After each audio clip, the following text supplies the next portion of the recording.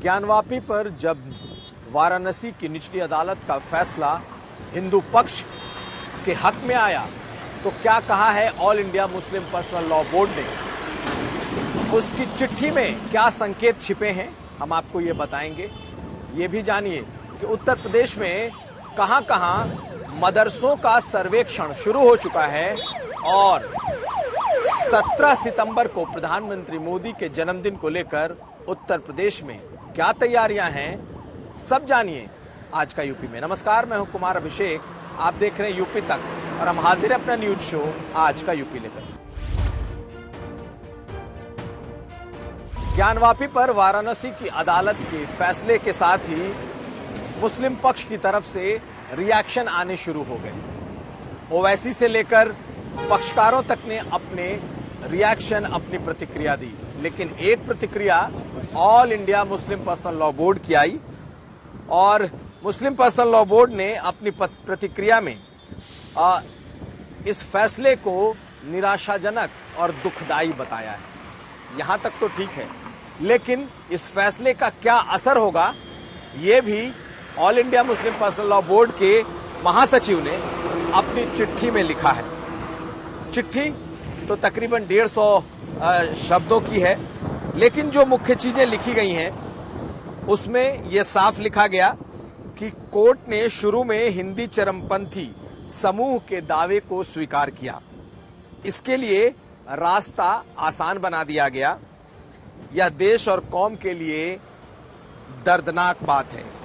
इससे देश की एकता प्रभावित होगी, सामुदायिक जो सद्भाव है उसको क्षति पहुंचेगी और साथ साथ उग्रवाद और हिंसा को मजबूती मिलेगी और शहरों में क्लैश उत्पन्न होगा।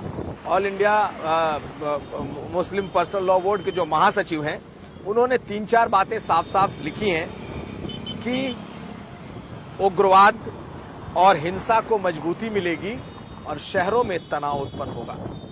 कहीं ना कहीं एक इशारा किया गया है इस फैसले के बाद किस तरह के हालात बन सकते हैं।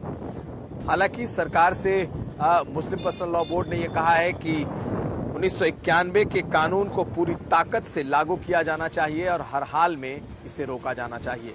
निश्चित तौर पर प्रतिक्रियाएं आई हैं। कल भी वाराणसी में जिस तरह की प्रतिक्रिया आई वो इसलिए निराशाजनक थी क्योंकि सीधे सीधे जज और फैसले पर उंगली उठाई गई और जज को बिका हुआ तक बताया गया और उसके बाद all India Muslim personal law board ने इसमें अपनी चिट्ठी में हिंसा के संकेत तक दिए। अब अगली खबर। उत्तर प्रदेश में गैर मान्यता प्राप्त जितने मदरसे हैं उनका सर्वेक्षण यानी उनका सर्वे शुरू हो चुका है। कई जिलों में इस सर्वे को करने की तैयारी चल रही है। कई जिलों में इस सर्वे के लिए पत्र पहुंच चुका है और कई जिलों में यह सर्वे शुरू हो चुका है। आज बिजनौर में सर्वे हुए, 3 मदरसों में सर्वे हुए और तीनों गैर मान्यता प्राप्त पाए गए। सर्वे बेहद ही कोर्डियल तरीके से हुए। सभी 11 बिंदुओं पर बकायदा मदरसे के संचालकों ने जवाब दिए और निकलकर सरकार की जो टीम थी, खासकर अल्पसंख्यक विभाग की जो टीम थी, उन्होंने बताया भी कि किन मुद्दों पर सर्वे हुए। तो आप पहले सुनिए कि जो टीम सर्वे करने गई थी उन्होंने कहा क्या, लेकिन उसके बाद हम आपको ये बताएंगे कि बरेली के मदरसे में बरेली के जो मौलाना है उन्होंने सर्वे को लेकर क्या कहा। लेकिन पहले बिजनौर के इस सर्वे को देखिए और सुनिए क्या कह रहे हैं सर्वे करने गई टीम के अधिकारी। तो इन तीनों मदरसों में से 2 मदरसे तो ऐसे मिले हमें जो टोटल दीनी तालीम ही दे रहे थे। एक मदरसा ऐसा था जो दीनी तालीम के साथ साथ 1ली से 5वीं क्लास तक की क्लासेस भी लगा रहा था बच्चों को। हिंदी, अंग्रेजी और गणित जो हमारे आधुनिक विषय हैं, इस तरह के विषय भी पढ़ा रहा था। उधर बरेली के एक नामचीन मुस्लिम धर्मगुरु ने, खास करके जो मुस्लिम प्रवक्ता हैं शाहबुद्दीन, उन्होंने कहा है कि सर्वे से उन्हें कोई दिक्कत नहीं, लेकिन सर्वे के लिए नीयत सही होनी चाहिए। अगर नीयत में खोट है तो सर्वे गलत होगा, और अगर किसी तरीके का परेशान करने की कोशिश की गई तो फिर इसके रिएक्शन भी झेलने होंगे। सुनिए सर्वे के बारे में क्या कह रहे हैं बरेली के मौलाना। मदरसे का सर्वे शुरू हो गया है। हुकूमत के अहलकार अधिकारी मदरसे में सर्वे करने के लिए जाने लगे हैं। हम उनका स्वागत करते हैं, इस्तकबाल करते हैं, और मदरसों के दरवाज़े सर्वे करने वाले अधिकारियों के लिए खुले हैं। और मदरसों के ज़िम्मेदारान जो उलमा इकराम हैं उनसे भी कह दिया गया है कि जो भी अधिकारी आप यहाँ पहुँचे उसको शफाफियत के साथ बिल्कुल आईने की तरह आप अपनी तमाम मालूमात इंफॉर्मेशन दीजिए। जो भी पूछें उसका जवाब बहुत इत्मीनान बख्श के साथ में दीजिए। और साथ साथ में मुझे ये भी कहना है कि अगर सर्वे अधिकारियों ने मदरसे के उलमा इकराम को डराया या धमकाने की कोशिश की तो ये अच्छा नहीं होगा, और फिर उलमा इकराम रोड पे उतरेंगे और मुसलमान कौम उनके पीछे खड़ी नज़र आएगी, और फिर हुकूमत के लिए लाइन ऑर्डर की सिचुएशन को संभालना बहुत मुश्किल हो जाएगा। तो 17 सितंबर को प्रधानमंत्री मोदी का जन्मदिन है। बीजेपी इस जन्मदिन से सेवा पखवाड़ा शुरू करने जा रही है, जो कि प्रधानमंत्री मोदी के जन्मदिन से शुरू होगा और महात्मा गांधी के जन्मदिन यानी कि 2 अक्टूबर तक चलेगा।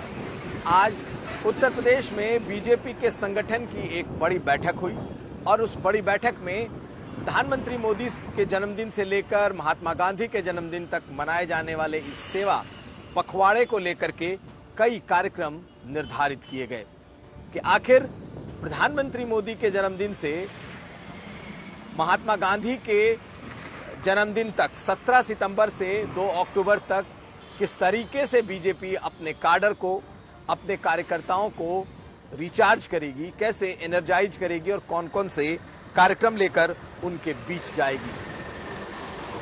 बूथ स्तर तक की चर्चा होगी, अलग अलग कार्यक्रम होंगे। 17 सितंबर को युवा मोर्चा रक्तदान शिविर पूरे प्रदेश में चलाएगा। 18 सितंबर को निःशुल्क स्वास्थ्य परीक्षण होगा पूरे प्रदेश में। 19 सितंबर को प्रधानमंत्री पर प्रदर्शनी लगाई जाएगी जिले जिले। उसके अलावा 20 सितंबर को वार्ड स्तर पर स्वच्छता अभियान चलाया जाएगा। 21 सितंबर को भी श्रमदान और स्वच्छता अभियान होगा। 22 सितंबर को ग्रामीण अंचलों में जल ही जीवन है, इस मंत्र के साथ बीजेपी के कार्यकर्ता जाएंगे। 23 सितंबर को लोकल फॉर वोकल ये कार्यक्रम बीजेपी अपने कार्यकर्ताओं के लिए करेगी। 24 सितंबर को प्रशासनिक जिलों में कृत्रिम अंगों का जो वितरण है वो किया जाएगा।